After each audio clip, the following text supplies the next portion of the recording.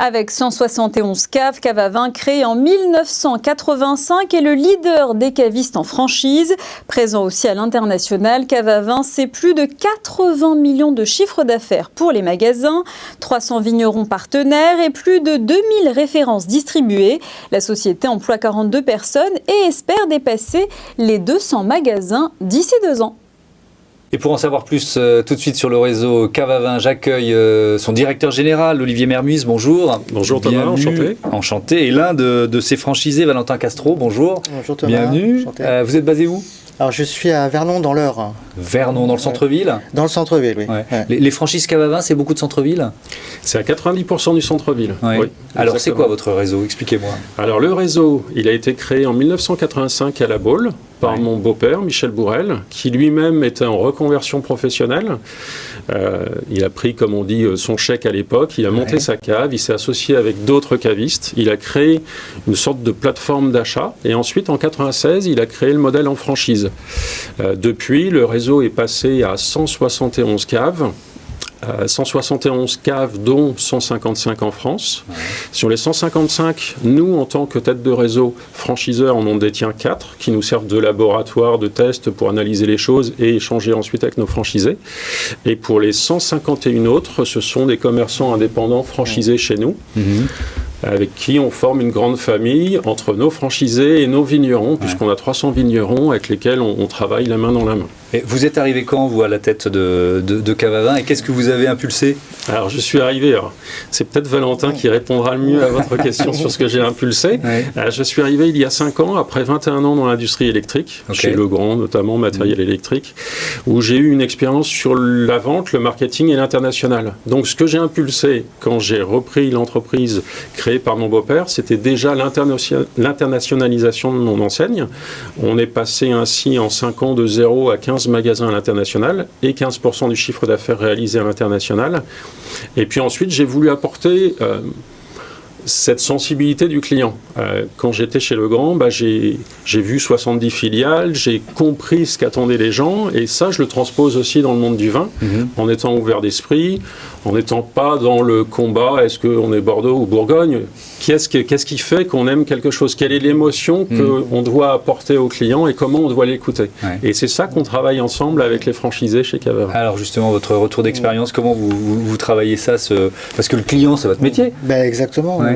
Nous, le but en boutique, c'est, quoi qu'il arrive, c'est de faire plaisir au client.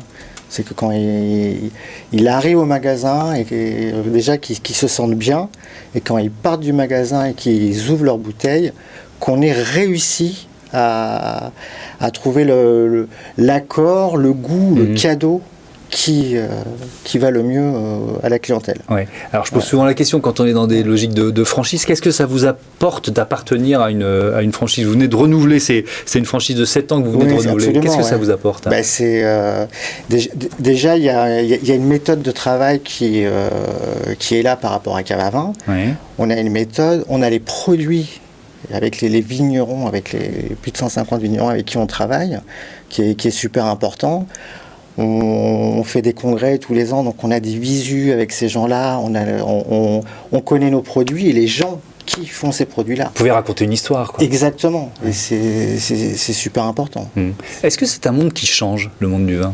Qui change beaucoup, oui. C'est vrai ? Il change beaucoup puisqu'il y a tout un contexte culturel en France autour du vin. Les gens maintenant n'achètent plus le vin qu'achetaient leur père ou leur grand-père. Il y a plus ce combat Bordeaux-Bourgogne. Et ils le consomment différemment aussi. Et ils le consomment différemment. Ils achètent moins, mais ils achètent mieux. En fait, c'est plus le vin comme on a connu à l'époque où les Français consommaient 150 litres de vin par an. On est plutôt à 40 litres maintenant. Mais on est dans un moment d'émotion. Moi, je considère que mes franchisés sont des passeurs d'émotion. Et quelqu'un est content quand il vient chez nous parce qu'il va recevoir des gens ou alors se faire plaisir et il va revenir la fois d'après parce qu'il sera resté sur l'émotion qu'il a vécue grâce aux conseils qu'on va lui apporter. Et aujourd'hui, le monde du vin en effet a changé puisque avec ce qui s'est passé, la crise sanitaire, on a beaucoup de gens qui précédemment n'allaient plus dans le commerce de centre-ville mais plutôt dans la grande distribution et qui maintenant reviennent tisser du lien social avec nos commerçants de proximité. Et ce qui a changé sur ces derniers mois, c'est que nous, l'augmentation du nombre de tickets, pour moitié, ce sont des gens qui ne venaient jamais chez un caviste et qui ont découvert qu'on a des super rapports qualité-prix. On a une pérennité dans nos gammes et on sait le travail qui est fait par les vignerons. On est authentique, exclusif, on apporte quelque chose, vraiment une vraie valeur ajoutée. Vous l'avez ressenti directement, Valentin Castro, des nouveaux clients ou des gens que vous voyez qui n'étaient plus venus depuis longtemps et qui sont revenus?